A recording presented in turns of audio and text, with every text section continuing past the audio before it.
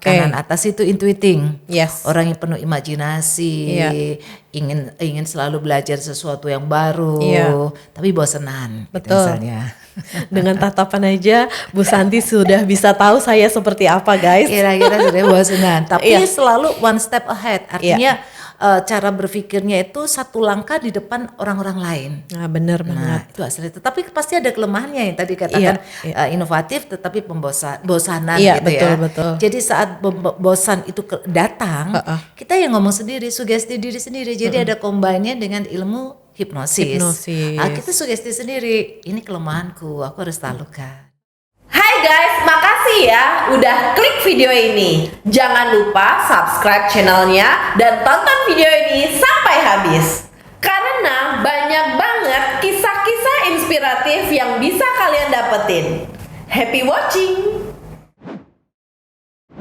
Selamat datang di Etik Talk. Hari ini kita kedatangan satu narasumber yang sangat inspire banget ya. Karena di hari yang sangat spesial ini beliau akan menjelaskan tentang apa pentingnya public speaking. Yang saat ini pada belum mengerti public speaking kayaknya udah nggak mungkin ada yang nggak tahu ya, karena public speaking ini sangat digunakan di mana-mana dan sangat berperan penting di dalam cara kita bersosialisasi dengan orang-orang yang ada di sekeliling kita. Langsung aja, ini dia. Beliau adalah salah satu mentor yang inspiring juga ya. Mari kita panggilkan Ibu Santi Sastra. Selamat pagi, Bu. Pagi. Waduh, deg-degan nih saya di depannya Ibu nih, aduh. Deg-degan itu normal, berarti metabolismenya lancar. Langsung hot sehat. Ini auranya di sini, Bu. Terima kasih sudah bisa hadir di dalam podcast kami. Boleh cerita sedikit nggak bagaimana Ibu bisa mengawali karir sebagai seorang public speaking? Oke, kalau berbicara sedikit kayaknya enggak, karena perjalanannya cukup panjang. Saya mengawali karir saya menjadi penyiar radio dulu. Oke, jadi berbicara di depan mic itu sudah lebih dari 3/4 usia saya. Jadi bisa dihitung usianya berapa. Yang penting castingannya aja, tampilannya aja. Jadi saya memulai karir saya sebagai penyiar radio itu di tahun 1977. Wow, belum lahir nih. Iya, kalau ada seusia anak saya ya, tahun 80-an ya. Betul. Terus kemudian di tahun 77 setelah itu saya naik kelas jadi MC. Terus saya mulai MC tahun 1986. Kemudian naik kelas jadi MC, mulai mengajar. Mengajar yang pertama kali jadi anak didik saya adalah dua anak saya, Mbak Eci sama Mbak Meta ya. Kami sempat mengelola sebuah radio wanita, di mana sebelumnya saya dari penyiar ke penyiar radio lain, sampai kemudian kami mengelola sebuah radio wanita, di mana saya dan anak-anak saya dengan label Santi Sastra Production, kita mengelola radio itu. Setelah itu kami membuat yang namanya Santi Sastra Public Speaking, ya. Santi Sastra Public Speaking ini lebih luas daripada penyiar, MC cakupannya dan lebih presenter. besar ya. Itu di tahun 2004. Jadi hampir sama mungkin dengan usahanya Etik. 17 tahun. Ya betul. 17 tahun. Jadi di tahun 2004 kami mulai mengajar atau melatih dari anak-anak, remaja sampai dewasa. Kemudian karena anak-anak saya atau anak-anak didik saya udah jadi MC, udah jadi presenter, udah jadi penyiar gitu. Gurunya nggak boleh dong terus diam seperti itu. Kita naikin ilmunya lagi. Kebetulan ketemulah dengan ilmu hipnosis di tahun 2014. Ini adalah sebuah perkembangan atau juga sebuah persatuan antara ilmu public speaking dengan ilmu pikiran bawah sadar. Dan pada tahun lalu ya 2020 ya. 2020 apa yang kami adakan atau apa yang ada di tempat kami tambahkan lagi dengan sebuah ilmu yaitu tentang genetic intelligence. Wah, ini baru dengar ini. Ya, genetic intelligence itu lewat sidik jari sebetulnya. Oke. Dari sidik jari kita akan tahu di mana dominan lapisan otak seseorang yang membentuk karakter orang tersebut. Oke. Begitu. Iya. Nah, kita ngomongin tentang karakter nih Bu Santi. Kaitan antara karakter dengan Public speaking. bukan kebiasaan kita sehari-hari yang kita aplikasikan itu apa masih bisa dirubah atau karakter itu tetap menempel dari lahir? Oke, berbicara tentang karakter, kalau Iya. sesuai dengan ilmu Stephen, karakter itu 30%. Oke. Jadi karakter asli itu nggak bakalan hilang 30%. Dia Jadi bakal nempel terus. nempel terus karena lapisan otak kan nggak mungkin akan bergoyang atau bakalan hilang. Iya betul Bu. Lapisan otak orang tuh apakah ada yang di kiri atas, kiri bawah, kanan atas, kanan bawah, atau di tengah-tengah. Iya benar. Yang bisa dikembangkan itu adalah kepribadian. Dan itu masih bisa dirubah ya. Kepribadian membentuk sebuah atau membangun sebuah kepribadian itu tergantung dari pola asuh, pola didik, dan pola lingkungan. Oke. Nah, itu yang membentuk 70%. Oke.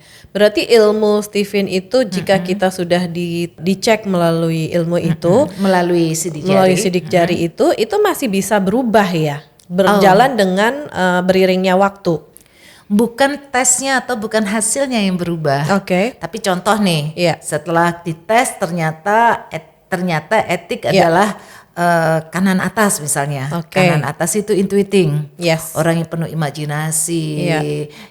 ingin selalu belajar sesuatu yang baru, Iya. tapi bosenan gitu Betul. misalnya. Dengan tatapan aja Bu Santi sudah bisa tahu saya seperti apa guys. Kira-kira sudah bosenan, tapi Iya. selalu one step ahead. Artinya cara berpikirnya itu satu langkah di depan orang-orang lain. Nah benar banget. Nah, itu asli. Tapi pasti ada kelemahannya yang tadi katakan inovatif tetapi bosanan Iya, gitu betul, ya. betul. Nah, saat kita udah tahu bahwa ternyata aku ini kalau sekarang kan belum tes nih. Seandainya udah tes nih, wah ternyata aku ini orang intuiting. Kelemahanku adalah agak pembosan. Betul. Jadi saat bosan itu datang, kita yang ngomong sendiri, sugesti diri sendiri. Jadi ada combine-nya dengan ilmu hipnosis. Kita sugesti sendiri, ini kelemahanku, aku harus taklukkan. Oke. Berarti kita harus melawan apa yang menjadi kelemahan kita Yes. untuk merubah diri yang memang kita tidak inginkan gitu ya Bu ya. Yang nggak boleh itu adalah setelah tes terus kemudian bilang, ya ini aku memang seperti ini, jadi aku mau tetap seperti ini. Nah itu nggak bakalan berubah. Oke. Walau karakter itu kan walaupun kadang-kadang sekali-kali akan muncul lagi karena kan nempel Iya. Tapi kita sendiri yang harus Bagaimana bisa merubahnya gitu ya. Kembali lagi ke cara belajar untuk merubah mindset. Iya. Iya. Seseorang yang mau maju adalah seseorang yang mau merubah diri atau yang paling bisa merubah, yang paling bisa dirubah itu adalah mindsetnya. Oke. Kita nggak akan mungkin bisa merubah orang lain, Oke. tetapi yang kita rubah adalah cara berpikirnya. Wah Gitu, keren banget. Tik. Waduh, kalau sama Bu Santi ini kayaknya, aduh takutnya waktunya nggak cukup nih. Enggak juga. Karena memang apa sih, kita tuh memang harus lebih paham dari awal ya bagaimana diri kita sebelum kita mau merubahnya.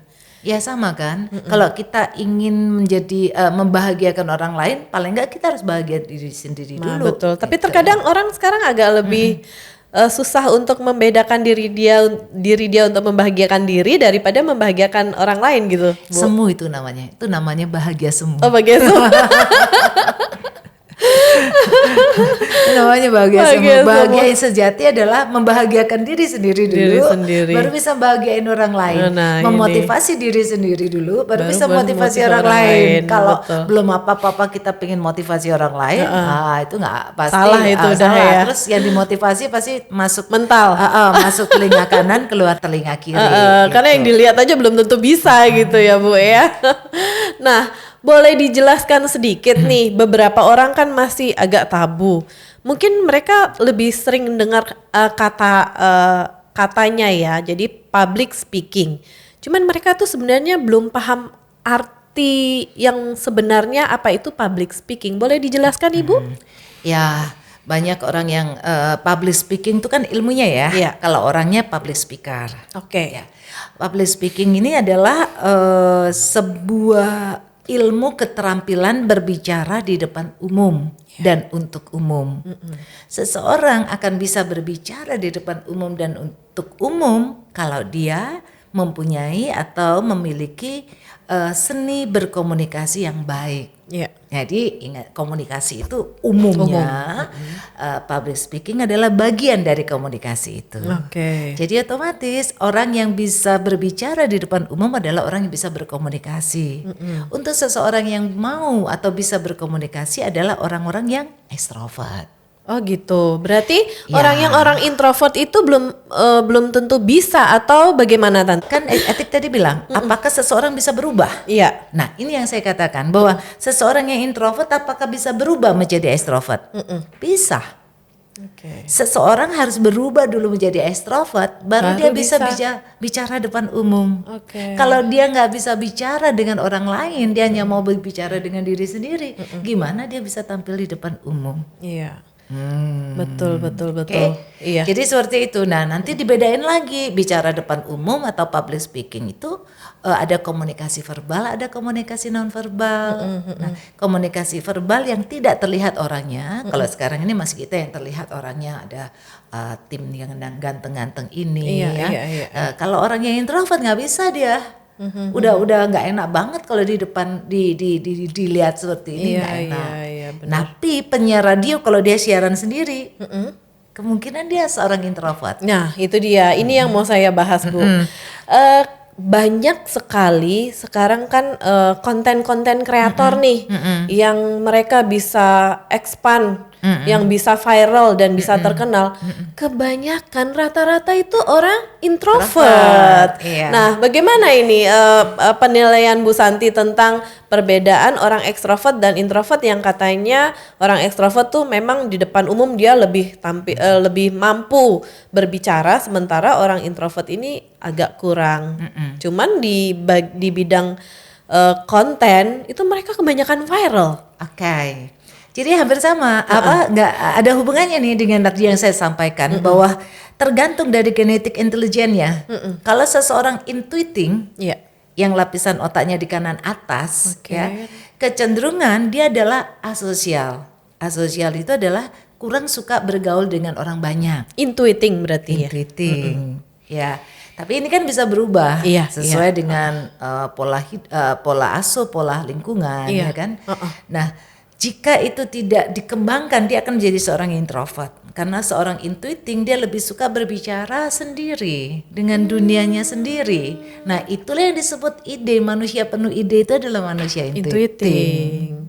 Tuh. Keren. Nah, sekarang kan kondisinya kondisi yang sedang viral atau berbicara dengan konten-konten kreatif yang betul, yang lagi viral ini. Jadi kemungkinan memang orang otak kanan, udah pasti itu orang otak kanan. Oh gitu. Orang otak kanan itu ada kanan atas, ada kanan bawah. Kalau yang kanan bawah adalah yang feeling itu berbeda dengan intuiting. Kalau feeling dia lebih suka bergaul. Jadi kalau digolongkan kepribadian, mungkin masuk kepribadian sanguinis. Sanguinis yang gesit, yang lincah, yang gercep, seperti itu. Agak kompleks sih Etik. Jadi agak kompleks kalau kita berbicara seperti itu. Tapi yang paling penting adalah bahwa public speaking itu bukan karena genetik, bukan karena keturunan. Karena dibilang kalau dikatakan, oh iya ibunya MC, pantas anaknya bisa MC. Itu gitu dia misalnya. tuh. Itu adalah tergantung lagi adalah dengan lapisan otaknya yang ada. Kalau dia pas seperti anak saya Eci, dia ternyata sensing. Sensing itu kiri bawah. Kiri bawah itu ada fotokopi atau dia mengikuti dengan apa yang dilihat. Karena sering melihat Bu Santi, jadi dari kecil ya. Dan bahkan dia akan bisa lebih hebat kalau kemudian lingkungannya sangat mendukung. Seperti itu. Itu sensing. Jadi seperti itu. Jadi apakah public speaking itu genetik? Dikatakan genetik memang lebih mudah, tetapi bisa dipelajari dan bisa dilatih. Yang paling penting adalah dia mengembangkan diri dulu jadi pribadi yang ekstrovert. Betul. Nah, sekarang Bu Santi itu kan setahu kami punya 2 putri nih. Yang satu jadi MC, yang satu businesswoman. Nah, ini kira-kira dulu kecilnya cara mendidik atau membesarkan mereka itu mengharuskan atau terserah mereka mau bagaimana? Oke. Saya bisa jadi penyiar radio, bisa menjadi orang Bali gitu ya. Itu kan karena sebuah proses perjuangan untuk bisa jadi penyiar MC itu pada zaman saya dulu ya sama lah orang mungkin kalau pada 5 atau 6 tahun yang lalu kalau kita main gadget aja jadi YouTuber masih dipandang sebelah mata ya kan. Kalau sekarang udah jadi duit. Kan. Nah sama pada zaman saya dulu menjadi penyiar radio MC itu ngapain sih kayak gitu kan. Sehingga pada saat itu saya mendedikasikan diri saya bahwa proses perjuangan saya itu harus menjadi sebuah profesi. Oke. Yang ternyata kemarinnya setahun yang lalu saya baru tes ternyata saya adalah tipe kanan bawah feeling yang memang punya bakat alami komunikasi. Oke. Jadi nggak ada yang ngajarin, nggak ada yang pokoknya bisa. Gitu Improve sendiri jadinya. Improve sendiri. Jadi bakatnya adalah di komunikasi dan di konsultasi. Pas banget Iya, gitu ya. iya. Terus kemudian kalau 2 anak saya yang kebetulan saya setelah tes sidik jari atau tes Stephen itu genetik intelijen itu pun baru saya tahu tahun lalu beberapa karena dia baru ya programnya. Terus ternyata saya juga tipenya feeling. Tipe feeling ini adalah bakat alaminya komunikasi. Yang justru anak saya yang punya feeling itu adalah sebetulnya Meta. Edgy sensing, Metanya feeling gitu Iya. 2 anak saya ini adalah 2 kelinci percobaan saya dulunya. Di zaman itu. Untuk saya didik menjadi penyiar dan MC. Presenter. Iya. Jadi Meta tuh juga pernah presenter. Iya. Gitu kan ya. Terus kemudian setelah mereka, tapi Eci kayak anak saya yang pertama Eci MC Bali yang lagi viral itu, dia lebih menekuni bidang itu, ya sampai sekarang dia juga bersama lah dengan profesi saya. Si Meta karena punya anak 4 gitu kan, dan memang menantu saya atau suaminya mengharuskan dia untuk menjadi pembisnis. Dan si Meta juga lebih dia pingin kerja dengan tidak meninggalkan anak-anaknya. Sehingga dia menjalanin bisnis kuliner yang sambil masak dia bisa ngeliat anaknya. Wow, itu rasa masakannya bener banget. Oh jadi memang Bu Santi mengarahkan dulunya. Tetap mengarahkan dulu, kemudian setelah mereka jadi karena dulunya kita kan satu company. Kita sama-sama kan sampai kemudian mereka udah berkeluarga dan punya bisnis masing-masing. Baru kemudian anak-anak orang lain. Betul. Gitu. Kan zaman sekarang ini hampir semua lah pasti kan perlu bukti dulu. Iya. Pasti buktinya bisa ngajar. Siapa yang diajar? Siapa? Berasal sih? Ya kayak gitu. Jadi memang begitulah pentingnya kita flashback lagi tadi pentingnya public speaking menurut Bu Santi untuk kondisi saat ini bagaimana? Jadi sebenarnya begini Etik, jangan diartikan dan juga untuk siapa aja yang lagi nonton kita nih ya, bahwa public speaking itu hanya diperlukan kalau jadi penyiar, MC atau presenter. Enggak, sebagai staff tim pun perlu dia kemampuan berkomunikasi yang baik, ya gitu kan. Gimana kalau kita misalnya mengatakan bahwa itu nggak bagus, itu jelek, kita nggak ngomong itu jelek tapi itu kurang bagus loh, ya kayak gitu kan menyampaikan komunikasi dengan bahasa yang nyaman untuk supaya orang lain lebih menyukai atau bisa memahami. Betul. Seperti itu. Sehingga sangat menguntungkan buat kami yang mempelajari tentang public speaking karena tidak hanya yang tadi Bu Santi bilang tidak hanya kepentingannya di MC dan penyiar di bidang jadi manapun. Pengusaha kan? Oh sangat benar karena terus terang guys dari beberapa bulan lalu saya pun sudah mencari beliau karena pada saat kita melakukan kegiatan apapun memang sangat penting sekali kita mempelajari public speaking ini gitu. Nah pengalaman berkesan nih Bu selama berkarir yang mungkin bisa usianya tuh bisa seumur dengan saya. Selama berkarir itu pengalaman yang sangat berkesan menurut Bu Santi apa? Semuanya Semua berkesan. Yang paling pasti karena kemampuan berbicara depan umum dan profesi yang saya tekunin sampai dengan sekarang dan sampai nanti gitu ya. Betul. Untuk sampai nanti kan kita harus menjaga pola hidup, pola termasuk suara ya kayak gitu kan. Kalau ditanya pengalaman semua berkesan, tapi karena kemampuan berbicara depan umum ini kami atau saya dan tim bisa keliling Indonesia gitu betul. Ya, dari Lombok terus ke Labuan Bajo, seluruh Indonesia, Kalimantan, Pulau Bangka, hampir seluruh Indonesia. Kalau nggak kena ke corona, kayaknya udah tambah melebar. Mungkin gitu udah ya. susah nih ngubungin beliau nih. Seperti itu. Gitu. Jadi semuanya berkesan. Semuanya berkesan. Karena bagi kami bekerja itu adalah sebuah hal yang menyenangkan.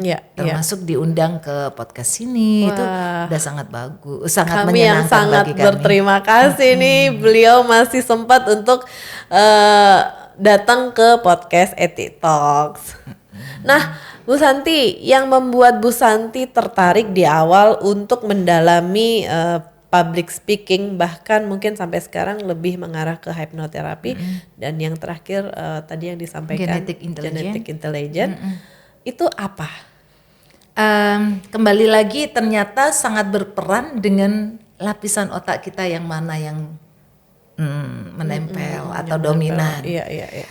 Jika seseorang bekerja tidak sesuai dengan mesin kecerdasannya, dia tidak akan bisa mengembangkan dengan baik bisnis itu atau usaha itu. Iya.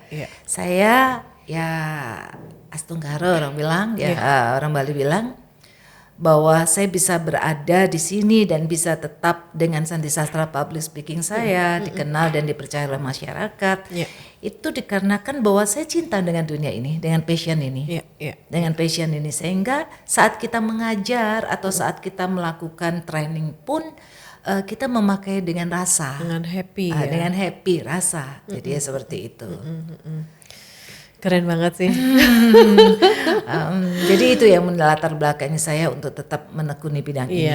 Karena cinta dan suka ya, karena sekalipun misalnya kita bekerja tanpa dengan rasa cinta dan suka, itu pasti akan menjadi beban. Nggak enjoy gitu kan.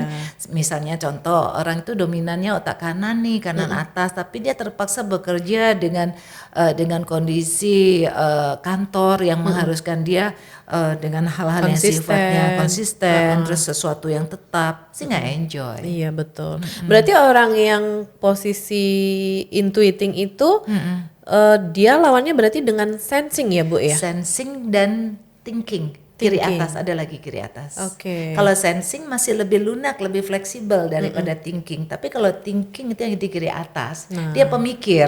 Nah kalau udah thinking gabung sama intuiting tuh jadi apa tuh Bu?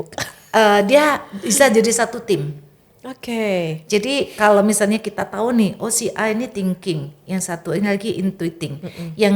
Yang thinking ini kita jadikan tim pemikir, tim pembuat proposal, mikir pokoknya mikir. Yang intuiting yang ngasih ide. Yang thinking dia bisa ditaruh di bagian keuangan karena dia on the track. Tapi kalau intuiting dikasih keuangan, nggak tahu kemana bisa dibuat. Artinya bisa ke kangin kau gitu. Karena dia penuh ide gitu loh. Kalau sensing dia pengfotokopi, dia tajam di semua sensenya dia, di panca inderanya dia. Jadi tergantung dengan lingkungannya. Sensing ini bisa ditaruh di mana aja, dia karena gerakannya cepat. Betul. Berarti intuiting tuh paling gampang ke distract ya Bu ya? Enggak juga? Enggak juga. Intuitingnya di tim kreatif dia bagus. Bisa dia bilang, oh ini diginiin aja Bu, ini diginiin aja Bu. Beride lah pokoknya. Kalau diasah. Betul. Kalau nggak diasah ya udah flat aja juga jadinya Bu ya. Ada kok beberapa tim saya yang intuiting tapi mungkin udah kasep ya, karena kasep itu terlambat karena apa? Karena pola lingkungan dan pola asuhnya ya. Sehingga ya dia kayak seperti tipe thinking. Seperti tipe thinking dia. Berarti kalau misalnya ada waktu ya, kalau misalnya istilahnya ada masa expired lah, kalau tidak diasah dari umur tuh bagaimana, Bu? Sebetulnya nggak expired sih, tapi alangkah baiknya kalau dari kecil kita tahu. Oke, berarti Karena sangat ini kan, banget ya, tes sangat ini kan beruntung. bisa dilakukan setelah si anak berusia 2 tahun. Oke, 2 tahun Contoh sudah bisa. nih, Iya, contoh Ibu. nih. Kita tahu nih, oh ternyata anak kita thinking gitu ya, thinking. Iya. Thinking ini tipenya adalah pemikir, Iya. on the track, ya. Kemudian agak sedikit, kalau orang bilang agak sedikit serius, bukan sedikit serius gitu ya. Kalau kita nggak tahu nih dari kecil bahwa dia ternyata tipenya seperti itu. Oke. Kita buat juga dia dengan kedisiplinan yang tinggi, harus on the track. Jadilah dia tipe orang yang apa? Yang kaku. Karena memang dia sudah based on-nya udah thinking ya. Cerdas sekali kamu, Oke. Waduh, Waduh, semakin larut nih semakin seru nih. gitu. Jadi kalau Iya. udah tahu nih anak kita thinking, udah bawaan artinya karakternya memang seperti itu. Ya udah kita kembangin yang kanan, otak kanan, karena kalau sesuai dengan ilmu biar pikiran kan seimbang ya. kanan ini lebih kuat, Lebih dominan. lebih dominan 88% dibanding 12%. Oke. Ini yang kita kembangkan. Jadi kalau orang tua yang ternyata anaknya thinking, selalu saya anjurkan latih dia dengan kesenian, tapi jangan mengharap Suka. banyak dia menjadi juara Iya, atau betul, apa betul. di kesenian itu, tapi lebih Oke. ke penyeimbang ya, Iya, seperti iya, iya, itu. supaya tidak terlalu dominan juga ya, Bu ya. Yes, gitu. Sama nih, menarik misalnya tahu intuiting gitu. Iya. Intuiting kan asosial. Iya. Kalau berteman dia milih. Iya. Nah, itu ya. Menganalisa dulu. Itu kan. Nah, kalau dari kecil kita tahu itu, ya kita mulai masukkanlah ke hal-hal yang seperti sosialisasi dengan teman dan orang banyak ya. Waduh, keren banget nih. Aduh, kayaknya kalian semua guys kudu ikutin dan menyimak siapa beliau karena menarik banget untuk kita pelajari. Nah, Bu, tadi kan sempat dikatakan bahwa dari public speaking, terus ke hipnoterapi, terus akhirnya ke kinetic intelligence. intelligence. Nah, mungkin orang tuh agak awam sih menerima hipnoterapi itu, contohnya kayak dihipnotis, istilahnya dikorek alam bawah sadar dan lain sebagainya, agak menyeramkan gitu. Ya. Apakah Bu Santi bisa menjelaskan hipnoterapi itu sebenarnya apa dan keuntungan buat kita di dalam bersosialisasi dan dalam kehidupan sekarang ini, untungnya apa kita mempelajari hipnoterapi? Oke, hipnoterapi itu adalah terapinya ya. Iya. Terapi yang melakukan terapi yang dilakukan dengan metode hipnosis. Hipnosis. Jadi ilmunya hipnosis. Ilmunya ya. Terapinya namanya hipnoterapi. Kita agak susah untuk mengatakan sesuatu yang hitam, memutihkan yang hitam, yang sudah kadung hitam maksudnya. Iya. Sama nih hipnotis itu sebetulnya orangnya yang melakukan hipnosis itu hipnotis. Hipnotis tuh orang. Sama kan kayak piano, pianis ya kayak gitu. Iya. Gitar, gitaris. Kan agak susah kita untuk mengatakan enggak itu enggak hipnotis kan agak susah kita mengatakan karena udah terkandung belief yang sudah tertanam di masyarakat seperti itu. Iya, ya. betul. Tapi ya untuk yang ingin mengetahui bahwa sebenarnya hipnoterapi itu terapi yang sangat luar biasa. Oke. Hipnosis itu ilmu yang sangat luar biasa. Sama halnya dengan public speaking. Oke. Hipnosis itu sebetulnya kan lebih melakukan sesuatu yang tidak tahu kita apa tujuannya, tetapi kita mau melakukan. Berarti otak kanan yang kita lakukan. Berarti Coba nih kalau etik misalnya yoga gitu kan, kita membayangkan sesuatu yang tidak ada kan? Iya. Nah, itu sebenarnya ilmu apa? Hipnosis. Itu loh. Jadi sebenarnya itu. Jadi membayangkan dan merasakan itu adalah cara kerja dari otak kanan yang nggak bisa dianalisa atau dilogikakan. Oke. Tetapi tugas dari otak kiri itu kan menganalisa sesuatu yang benar-benar terjadi dan benar-benar ada. Yang sudah nyata ya. Nah, itu otak kiri. Jadi ilmu hipnosis adalah ilmu yang menguatkan pikiran bawah sadar. Pikiran bawah sadar itu adalah otak kanan. Nah, itu ada pelatihannya Ada juga. pelatihannya. Nah, yang tadi saya sampaikan pentingnya ilmu hipnoterapi untuk kita saat ini tuh seperti apa, Ibu? Ya penting, Oke. karena kalau kita hanya mempergunakan kesadaran kita penuh gitu Oke, ya, berarti kita hanya pakai otak kiri kan? Ya. Terus otak kanan yang 88% nggak dioptimalkan, sayang banget kan? Ya, Coba pakai terus, kerja dengan kerja serius, kerja dengan hanya pakai otak kiri, logika, hitung-hitungan angka. Kira-kira pusing nggak? Pusing. Ah, iya kan? Tapi otak kanan ini kan bagaikan apa ya? Mengangan-angan Lampu jadinya. Lampu Aladin yang sebetulnya tinggal kita gosok-gosok aja, asal kita yakini pasti terjadi. Pasti bisa. Nah, itu dia. apalagi sekarang banyak orang yang mengatakan di beberapa konten-konten viral itu meyakinkan apa yang kita yakinkan. Ya itu ilmu hipnosis. Itu guys. Nah, jadi kalian jangan pernah sampai berpikir hipnosis itu Kalau kita cari yang gampang, sebenarnya pemahamannya begitu. Kalau yang sering kita lihat buka aib yang seperti itu, sebenarnya adalah terapan dari ilmu hipnosis yang disebut hypnostage. Hypnostage. Panggung. Jadi hanya untuk bermain di panggung. Oh iya, yang orang yang sering kita pahamin selama ini ya Bu ya. Yang diilangin angka, diganti nama. Kalau ngelihat si A seperti Ariel gitu, Ariel Noah gitu. Ya seperti itu kan. Jadi itu adalah hanya bagian atau terapan dari ilmu hipnosis yang mulia sebetulnya. Jadi ibaratnya itu adalah hanya pembukaan aja atau awal aja dari ilmu hipnosis. Karena alam bawah sadarnya itu yang dikendalikan ya Bu ya. Sebenarnya kan ada yang mulia. Kalau kita misalnya pernah trauma di masa kecil, pernah ketakutan yang luar biasa di masa kecil, yang diinstal ulang itu kan bawah sadar, yang disebut hipnoterapi. Oh baik. Seseorang yang melakukan hypnostage belum tentu dia bisa melakukan hipnoterapi. Jadi istilahnya ini SD, umumnya, SMP, gitu. Jadi ada tahapannya ya Bu ya. Tapi seseorang yang sudah bisa melakukan terapi udah pasti dia bisa buat hipnostage. Nah setelah itu baru trainer. Baru naik kelas lagi gitu ya. Nah apakah kebiasaan buruk atau cerita lama yang mengganggu diri kita, kadang larinya ke mental health ya Bu ya? Ya mungkin saat itu dia pernah diperlakukan tidak baik waktu kecil dan akhirnya kebawa gitu sampai dewasa. Apakah bisa disembuhkan melalui hipnoterapi itu Ibu? Bisa banget. Jadi 0 sampai 7 tahun itu kan fungsi pikiran bawah sadar atau otak kanan saja yang bekerja. 0 sampai 7 tahun. Saat 0 sampai 7 tahun seseorang itu bermasalah psikologinya.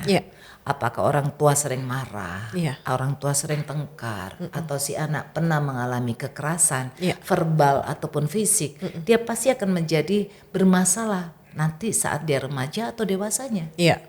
Itu yang bisa kebawa bom gitu. Waktunya, ya seperti itu. Jika 0 sampai 7 tahun anak itu, jadi seharusnya 0 sampai 7 tahun itu memang anak itu masa emas ya yang harus bahagia. Mau marah gimana, mau nakal gimana, kita cuma biarin aja. Iya, tapi agak susah. Iya, untuk menerima ini yang susah nih orang tua. Nah, apakah bisa disembuhkan? Atau bisa yang namanya hipnoterapi. Tapi yang pasti juga hipnoterapi itu nggak bisa titipan. Etik pingin si A berhenti ngerokok, seperti apa berhenti gitu. ngerokok misalnya. Bu Santi tolong dong diterapi orang itu biar berhenti ngerokok. Tapi yang kepingin kan etik. Orang yang itu dipengenin belum tentu. Jadi kembali ke orangnya itu juga ya Bu ya. Gitu. Oke. Gampangnya itu seperti itu dipahami. Iya. Berarti memang sangat penting banget jika orang punya something atau something problem ya solusinya ya hipnoterapi itu sangat penting banget ya Bu ya. Yang tadi sudah kita sampaikan antara public speaking, hipnoterapi dengan yang genetik intelijen. Apakah memungkinkan seseorang itu dari public speaking hingga mencapai ke genetik itu untuk dipelajari Bu? Bisa. Dengan kategori apa kebanyakan orang itu ingin mempelajari sampai selesai? Jadi kalau orang belajar public speaking tadi kan seperti Etik bilang, sekarang sudah berubah. Kalau dulu kan orang-orang pengen jadi penyiar, MC, presenter, belajar gitu kan. Nah kondisi ini kan sekarang udah enggak. Jadi berjalan dengan pengusaha atau pemimpin atau pengen maju apa gitu kan dia belajar public speaking gitu kan. Terus kemudian kalau dulu saya ingat sekali orang tua itu sering kali kalau misalnya menghubungi saya atau ingin daftarin anak-anaknya selalu bilang anak saya ini cerewet, bandel. Bukan, anak saya ini cerewet biar jadi MC. Jadi kesannya tuh konotasinya tuh MC itu cerewet kayak gitu kan. Tapi ternyata tuh sudah bergeser. Iya bergeser. Karena sekarang kalau orang-orang yang datang ke saya kecenderungan anak saya pemalu Mbak. Bu gitu kan, biar dia bisa jadi pemberani, biar dia pede. Jadi lebih banyak seperti itu. Jadi seperti itu. Berdasarkan masalah yang ada jadinya ya. Jadi dari mulai anak. Jadi kalau mulai dari dewasa, apakah dia bisa belajar sampai selesai? Masing-masing kan punya kembali lagi kebutuhan-kebutuhan atau keinginan-keinginan. Walaupun memang secara genetik intelijen itu adalah orang-orang yang mempunyai genetik intelijen feeling yang lebih gampang untuk menjadi seorang pengajar, sebagai seorang artinya hipnoterapis gitu ya. Karena kalau misalnya bukan genetik intelijen tertentu, dia mungkin punya kondisi atau cara berpikir yang berbeda. Berarti arahnya bisa lebih ke profesional ya kalau yang di genetik intelijen. Lebih gampang gitu loh. Lebih gampang ya. Jadi lebih gampang. Cara ngajarinnya kalau dia tipe sensing itu dia kan lebih ke chemistry-nya adalah lebih ke harta, ke materi. Jadi kamu belajar ini nih, nanti kamu bisa jadi profesi, terus kemudian nanti akan menghasilkan, misalnya seperti itu. Terus kalau thinking misalnya, kan dia lebih ke arahnya tahta gitu kan, ke arahnya. Jadi kamu belajar ini nih, nanti ini bisa menjadi membuat nilai plus untuk karirmu, kan berbeda. Iya. Jadi mereka lebih jatuhnya ke prestis ya. Jadi beda-beda gitu. Tergantung bagaimana tipenya mereka. Jadi gitu. Sangat membantu genetik intelijen itu. Wah keren banget nih. Aduh jadi tambah seru. Nah Bu Santi, beberapa kali saya melihat di sosial medianya Bu Santi banyak banget nih quotes.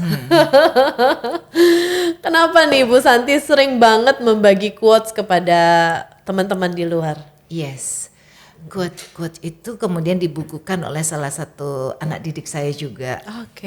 Nah, quote itu saya buat karena gini, dari dulu saya ingat sekali waktu saya masih kecil SMP kayak saya udah suka nih buat puisi gitu kan, tanpa tahu genetik intelijen kita loh. Iya. Suka nih buat puisi, malah pernah menang jadi pembaca puisi SMP gitu kan.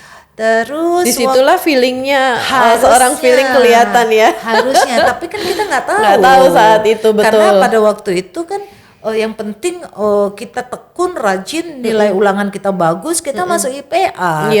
Saya juara umum terus sampai SMA gitu kan. Sehingga terkesan saya itu orang otak kiri, karena kan biasanya tes IQ-nya bagus itu adalah orang otak kiri, disiplin itu orang otak kiri gitu ya. Nah, terus kemudian setelah semakin dewasa gitu ya, terus kemudian saya juga jadi daber video dulu waktu zaman masih video shooting itu kan.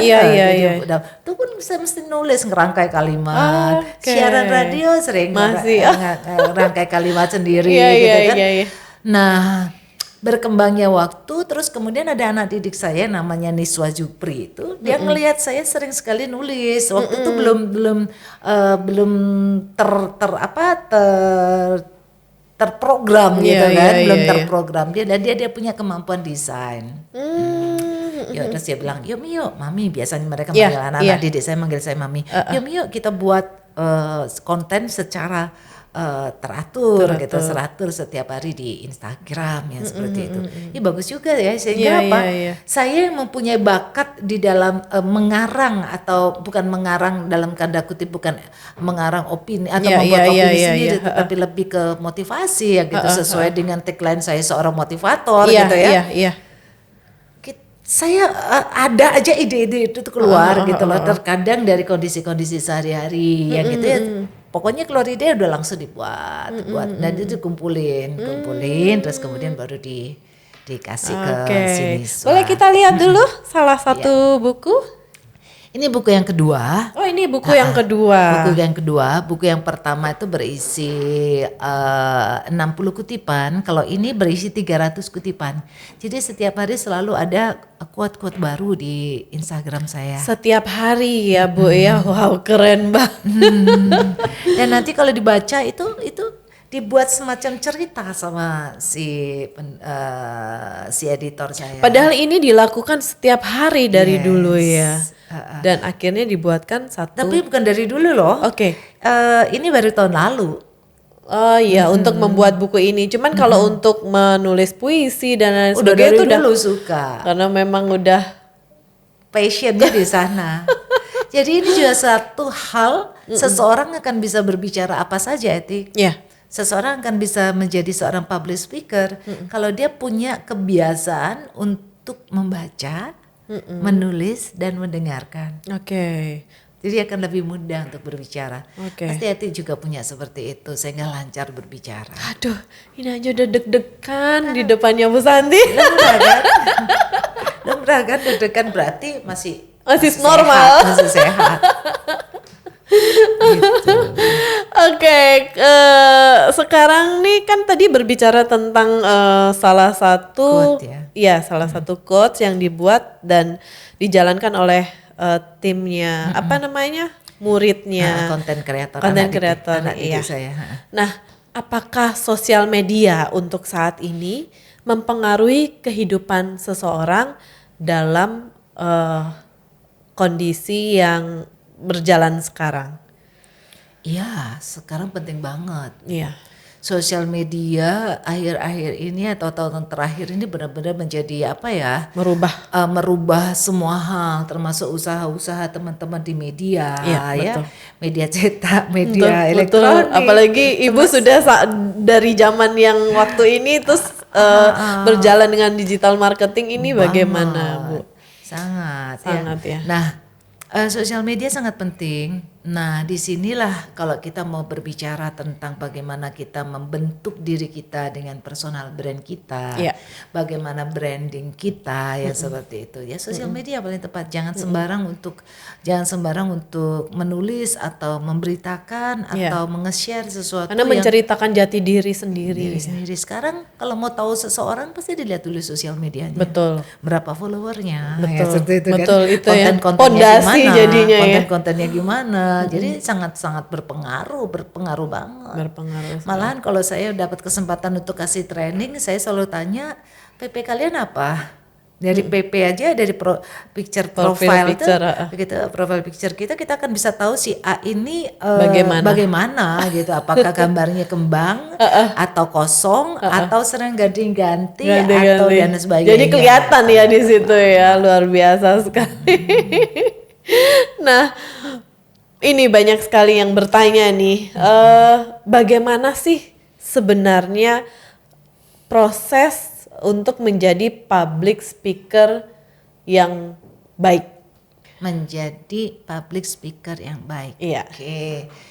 Banyak orang yang bisa berbicara gitu ya, tetapi bagaimana kita berbicara dengan baik ya gitu kan? Iya.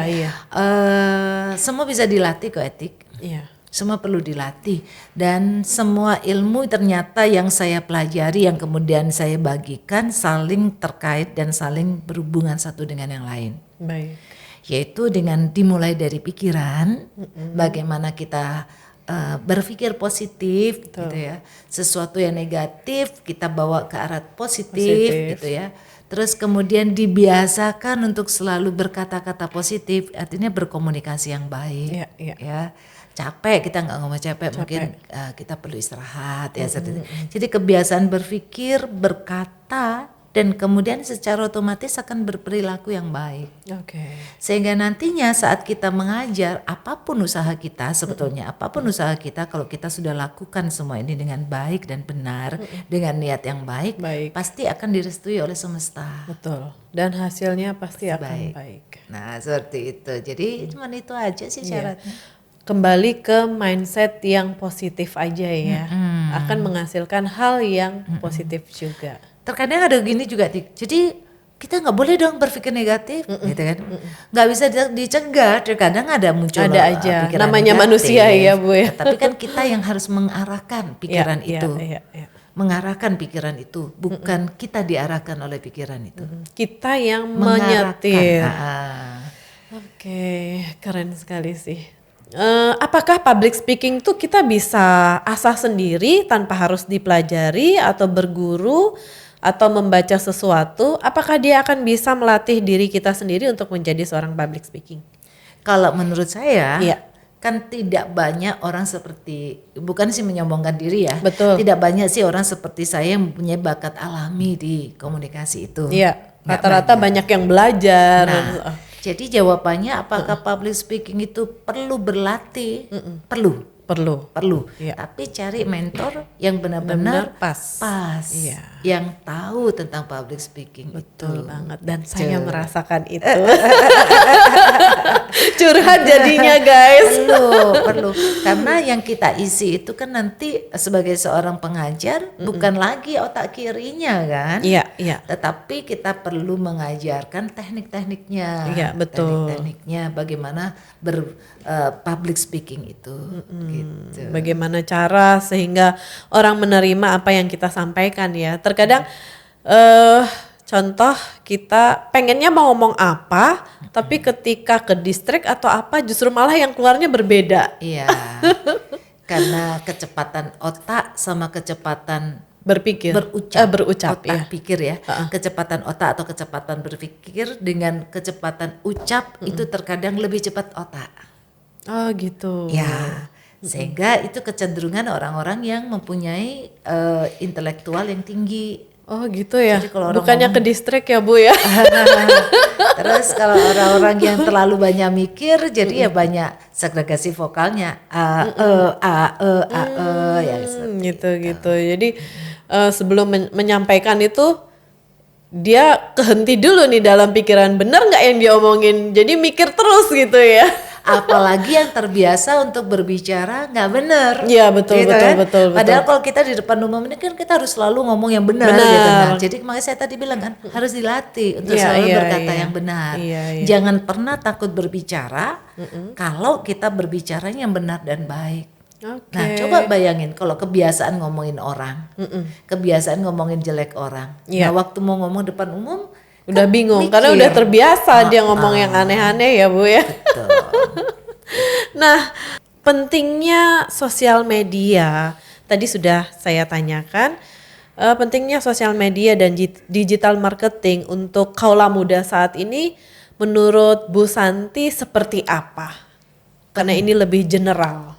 Pentingnya sosial media dan digital marketing. Ya. Memang sebetulnya kan lebih mengarah ke generasi muda ya, betul. Generasi Z apa orang bilang sekarang gitu ya. Tapi sebetulnya nggak hanya generasi Z. Penting juga bagi orang-orang kayak seperti saya, betul gitu ya. Banget. Walaupun saya generasi kolonial kali, tapi tetap berjiwa milenial, gitu ya. Penting itu sosial media. Sosial media tetap penting karena itu adalah nafas kita sekarang, nafas kita sekarang. Coba baru bangun kita udah langsung pegang lihat HP. Itu sudah melebihin daripada jantung ya mungkin ya Bu. Kalau saya bilang nafas, gue bilang jantung lagi ya. Lebih gawat lagi. Jadi sangat penting banget. Jadi yang bijak lah memakai sosial media. Saya juga punya kelas-kelas remaja milenial itu yang lagi tanda kutip lagi agresifnya dia kritis ya seperti itu kan.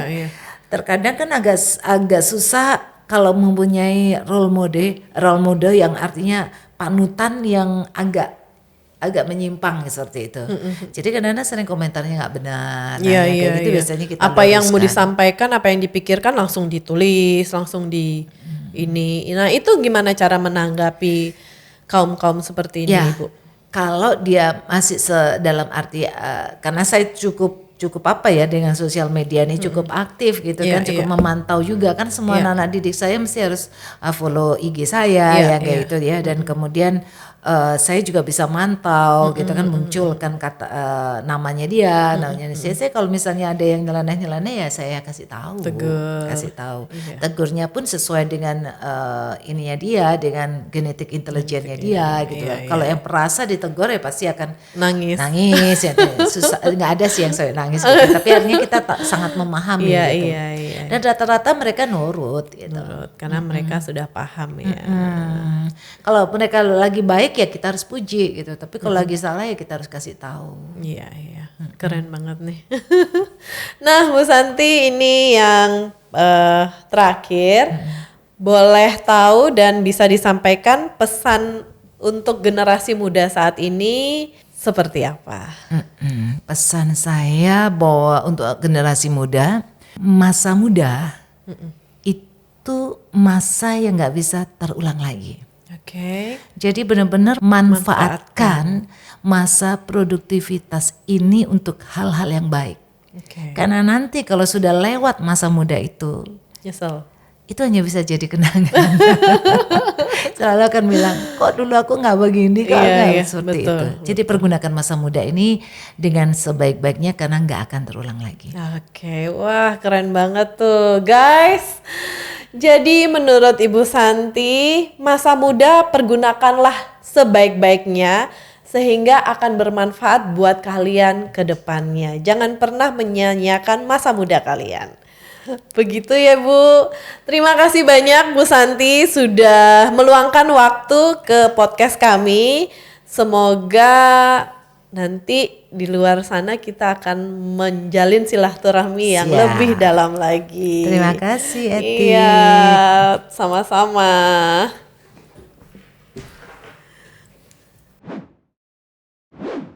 Terima kasih ya sudah nonton video ini. Semoga apa yang disampaikan bermanfaat buat kalian semua.